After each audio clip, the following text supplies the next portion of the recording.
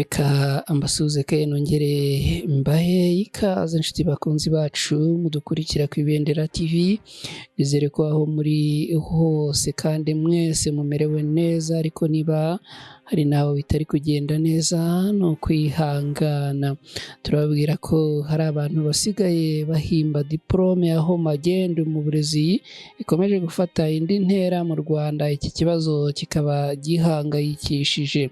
Iyi nkuru tugiye kuyibagezaho ku buryo burambuye, tunarebera hamwe uko ibi bintu bikorwa n'uko byaje gutahurwa. Ubuyobozi burabivugaho iki? Mbere yo kwinjira muri iyi nkuru no kuyirambura ku buryo bwose, reka munyemerere gato mbanze mfate akanya gatoya mbashimire mwe mubana natwe umunsi ku munsi.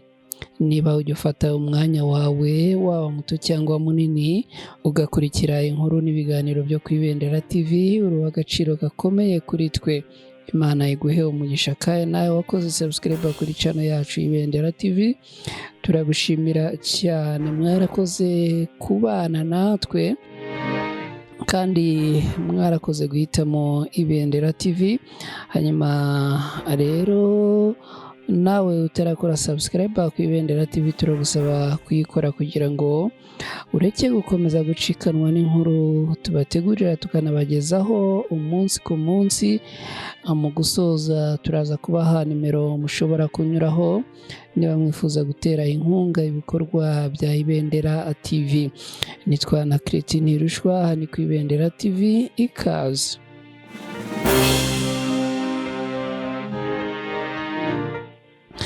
Mu Rwanda haravugwa ibijyanye no guhimba diplome. Iki kibazo kikaba kigeze ku rwego rwo hejuru. Kugeza ubu hakaba ari ikibazo gisa n'icyafashe iyindi ntera, aho inama nkuru y'amashuri makuru na za kaminuza mu Rwanda HEC igaragaza ko ihora ihanganye no gutahura abanyamahanga babona impamyabushobozi batarigeze bakandagira mu ishuri.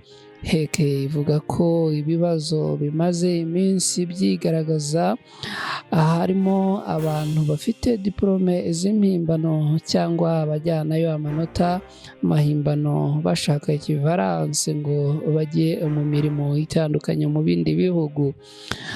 Umuyobozi mukuru wa HEC Dr. Rose Mukankomeje aherutse kubwira abadepite mu nteko ishinga amategeko ko mu bantu bajya gusaba equivalence harimo abihindura abanyamahanga bakajya kwiga muri kaminuza zigenga, bagerageza guhisha ko hari amasomo batsinzwe.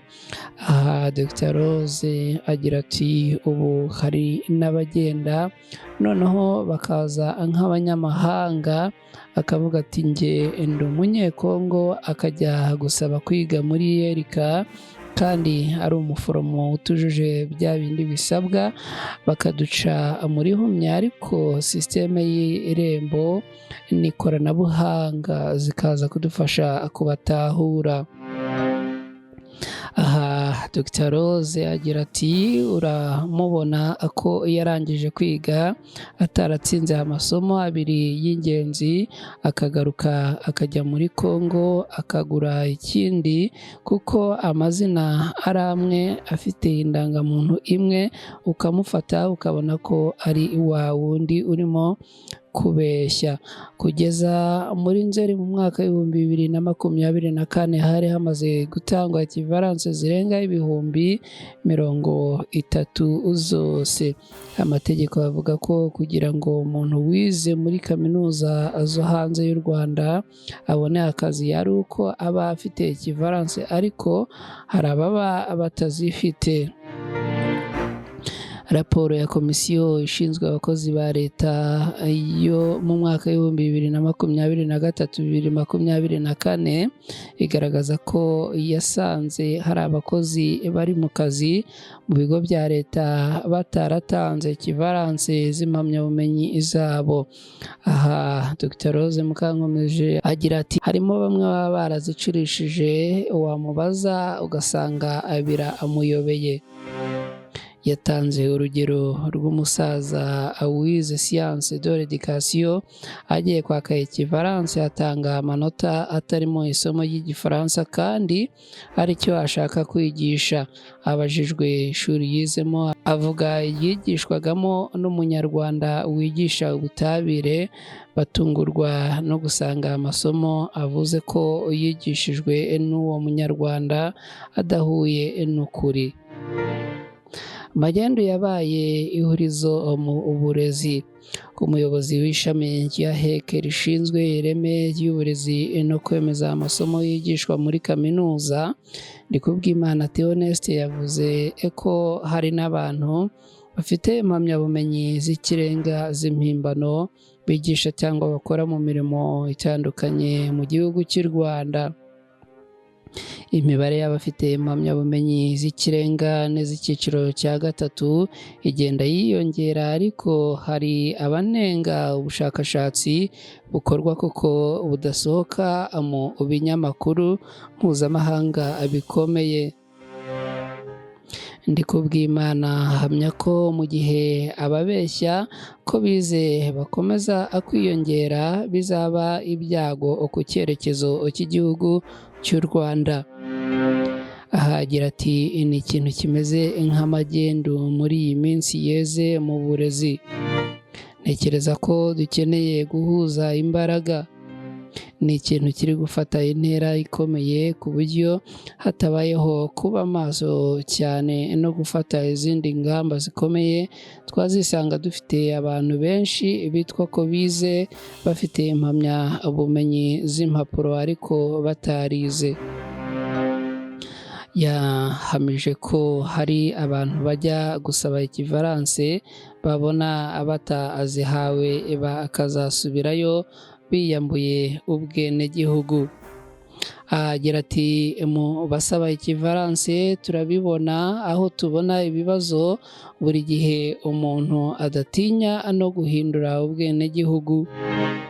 Umuntu ni umunyarwanda yasabye equivalence kubera ko yabuze impapuro zemera ko yize, asohoka mu gihugu n'umunsi umwe akajijisha akamara nk'amezi 3 cyangwa 4, ejo akaza yasabye ko ari umunyekongo. Ibyo bibazo turabifite byinshi cyane.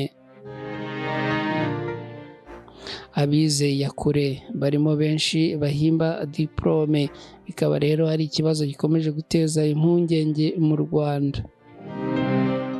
Umubare munini w'abize icyiciro cya gatatu cya kaminuza mu myaka 10 ishize bize muri kaminuza zo hanze bakoresheje iyakure, harimo umubare munini w'abahimba diplome. Hari n'ugenda mu kuvuga ko yize iyakure online akavuga ati njye babinyoherereje kuri email, kuri WhatsApp, ati ubwo se sinize. Kandi uyu ntatinya kuvuga ko ari enjeniyeri kabuhariwe, ko yize ibya laboratwari byo kwa muganga cyangwa igiforomo. HEC ivuga ko iki ari ikibazo gikomeye kandi ko kiri mu nzego zose kikaba gihangayikishije cyane. Ndikubwimana avuga ko hari n'abakozi usanga barakoraga mu myanya isanzwe mu bigo runaka, nyuma y'amezi make birukanwe mu kazi bagatangira kwiyita abadogiteri cyangwa profeseri. Agira ati nitugira abo bantu benshi bavuga ko bafite impapuro bize kandi batarize, bari gukora mu nzego zacu zitandukanye, barimo kwigisha abandi bababeshya ko bari gukora ngo ni abaganga, dufite ibyago ko cya cyorezo cyo kugira ubukungu bushingiye ku bumenyi tutazakigeraho. Birakenera ko abantu bahuza imbaraga tugashyira hamwe kugira ngo turwanye iki kibazo ku buryo burambye. Tuganye ku musozo w'izi nkuru twabagezagaho, twizera ko zikomeza kugenda zibanogera. Turabashimira cyane mwe mubana natwe umunsi ku munsi mu nkuru n'ibiganiro bitandukanye. Turabasaba inkunga yo gukora subscribe kuri channel yacu Ibendera TV, hanyuma ariko mukanadufasha gusangiza izi nkuru inshuti zanyu zitandukanye, hanyuma ubundi tukageza amakuru kuri bose mu byiciro byose. mu mpera z'umwaka tuzatanga igihembo ku muntu udukurikira cyane kandi agatanga comment ye cyangwa igitekerezo ku nkuru zose dukora. Ni gahunda izatangira tariki 20 Ugushyingo muri uyu mwaka w'2024, tukazahemba umufana wacu w'indashyikirwa kuri Bonane kandi uzaba wujuje ibingibi byo gukora commentaire kuri buri nkuru yose. Twizere ko mutazacikanwa kuri buri nkuru yose dushyizeho, mugatanga commentaire ariko idatukana cyangwa ngo igire uwo ihutaza. Niba ariko hari ushaka gutera inkunga ibikorwa bya Ibendera TV, ushobora kunyura kuri nimero ya telefone ikurikira: akamenyetso ko guteranya 250 79 17 00 822. Iyi nimero yakira amafaranga na message gusa, ubundi tukaguhamagara mu gihe bibaye ari ngombwa. Nitwa Anaclet Ntirushwa, aha ni ku Ibendera TV. Ndabashimiye cyane, mwirirwaho muhaye kandi muronke, mugire amahoro n'amahirwe, Imana ibarinde.